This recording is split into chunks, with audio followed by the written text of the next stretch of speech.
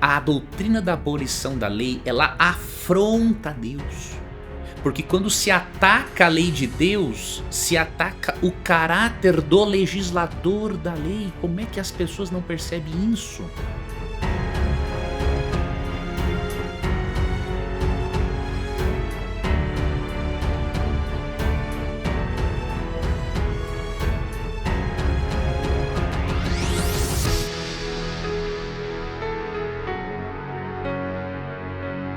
Jesus, quando comenta sobre o Decálogo e outros mandamentos, mas falando da lei de Moisés no Sermão do Monte, Jesus Cristo demonstra de uma maneira muito clara para toda pessoa sincera que mantiver contato com essa informação, que a lei de Deus não foi abolida pelo Evangelho e pela vinda de Cristo. Em Mateus 5,17 a 19, encontramos o seguinte: não pensem que vim revogar a lei ou os profetas. Não vim para revogar, mas para cumprir. Esse termo cumprir, eu darei uma explicação breve para você sobre ele. Porque em verdade lhes digo, até que o céu e a terra passem, nem um i ou um tio jamais passará da lei, até que tudo se cumpra. O termo cumprir no grego é o termo plero, que significa completar, encher. Então, quando Cristo diz que não veio revogar a lei, ou seja, os escritos de Moisés e os profetas, ou seja, o restante do Antigo Testamento, ele está dizendo que não veio revogar, não veio mudar nada do que está ali, mas veio cumprir, ou seja, dar o verdadeiro sentido e significado daquilo que foi revelado por Moisés e pelos profetas. E foi exatamente o que ele fez no Sermão do Monte.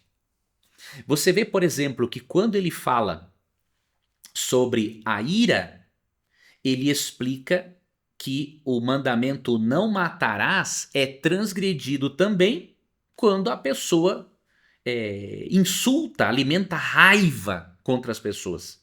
Diz aqui também, ó, no versículo 21, vocês ouviram que foi dito aos antigos, não mate. E ainda, quem matar estará sujeito a julgamento. Eu, porém, lhes digo que todo aquele que se irar contra o seu irmão estará sujeito a julgamento, e segue adiante. Então o que Cristo faz? Ele plerou, ele cumpre a lei no sentido de plerou, ou seja, amplia, dá o seu significado ainda mais profundo. Ele não faz alteração nenhuma, ele amplia a compreensão da lei. Ele cumpria também a compreensão do que é adultério, o que é divórcio. Ele amplia a compreensão sobre os juramentos, vingança, amor aos inimigos. E depois segue no capítulo 6, capítulo 7, ou seja, Cristo no Sermão do Monte, entre os capítulos 5 e 7, ele cumpre, ele plerou, ele amplia o significado da lei de Moisés e dos profetas. Então dizer que Cristo aboliu a lei é ridículo, é absurdo. Tanto que no verso 18 ele chega a dizer, até que o céu e a terra passem, nenhum i ou um tio, ou seja, nenhum acento é para tirar da lei até que tudo se cumpra. E aí eu lhe pergunto, se não é para tirar nenhum acento da lei, está autorizado trocar um mandamento inteiro? Como, por exemplo, o sábado trocar por domingos e festas, como ocorre no catecismo? Não tem essa autorização por parte da palavra de Deus. Pode espernear, berrar, que não tem como justificar isso. Se de acordo com Mateus 5,18, não é para tirar nenhum i ou um tio da lei de Deus, não dá para tirar um mandamento inteiro e trocar por domingos e festas. Não tem como. Então, Deus não aprova, obviamente, isso. Então, quando você lê esse texto de Jesus, você vê claramente que Cristo não falou algo diferente do que os profetas do Antigo Testamento falaram sobre a lei. Você vai, por exemplo, no Salmo 111, 7 e 8, ali fala da eternidade da lei. Eclesiastes 12, 13 e 14, fala que ela é a base do juízo de Deus. Provérbios 28, 9. Então, esses textos demonstram que a eternidade da lei nunca esteve em discussão, em disputa na Bíblia. O que Paulo sempre discutiu foi o uso indevido da lei como meio de salvação. Mas quanto à validade da mesma, Paulo nunca questionou isso nem de perto. É por isso que todos os teólogos reformados e protestantes mesmo não observando o sábado, porque viveram sinceramente de acordo com a luz que tiveram, jamais ensinaram a abolição da lei. Você pode ler John Wesley, Calvino, nenhum deles vai ensinar a abolição da lei. Agora deixa eu lhe mostrar aqui uma razão muito forte para Jesus ter ensinado a perpetuidade da lei de Deus. Lembre-se que isso dá coerência tanto à existência de um conflito de Satanás, uma rebelião de Satanás contra Deus, e dá coerência à doutrina da justificação pela fé. Veja esse quadro a seguir que eu preparei para você perceber algo de espetacular sobre a lei de Deus. Se você pegar isto daqui, nunca mais você vai ter dúvidas quanto à perpetuidade da lei. Nunca mais. Por que a lei tem que ser eterna? Neste quadro que você está vendo, eu vou fazer uma breve comparação com alguns textos bíblicos entre Deus e a lei.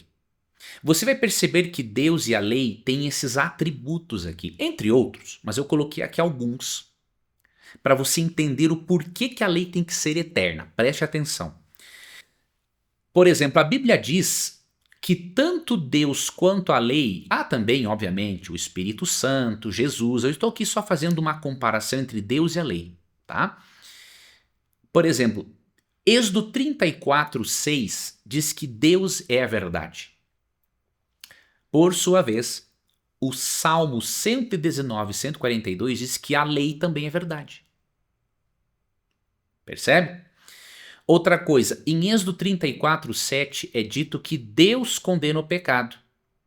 Mas em Romanos 3, versos 20 e 21, e em Romanos 3:20 e Romanos 7:11, é dito que a lei também condena o pecado. Em Isaías 6:3 mostra que o atributo da santidade está presente em Deus, e Romanos 7:12 diz que o atributo da santidade está presente na lei de Deus. No Salmo 25:8 diz que justiça e bondade fazem parte da natureza de Deus, e justiça e bondade fazem parte da lei, de acordo com Romanos 7:12. Em Isaías 40:28 é dito que a eternidade é um atributo de Deus, e Jesus em Mateus 5:17 mostra que a eternidade também é um atributo da lei de Moisés, de forma especial ao aspecto moral que é resumido ali nos 10 mandamentos. Então o que você percebe neste quadro? Que a lei está intimamente relacionada com o caráter do seu legislador. Isso aqui é importante. Quando você lê Isaías 33:22, ali Deus é chamado de legislador. Então o que isso significa? Que a lei é um reflexo, é uma transcrição, vamos colocar um outro termo, a lei é uma reprodução do caráter do legislador. Assim como o legislador é verdade, a lei é verdade. A lei dele é verdade. Assim como o legislador condena o pecado, a lei condena o pecado. Assim como o legislador da lei, Deus, é santo, a lei é santa. Assim como o legislador da lei é justo e bondoso, a lei é justiça. Ela demonstra justiça e bondade. E assim como o legislador é eterno, a lei é eterna. O que isso nos mostra? Que os mesmos atributos, qualidades, características que fazem parte de Deus estão presentes na sua lei. Então, para abolir a lei, o indivíduo tem que abolir o caráter de Deus. E abolir o caráter de Deus e os princípios dele é do interesse do demônio, não é do interesse do Espírito Santo.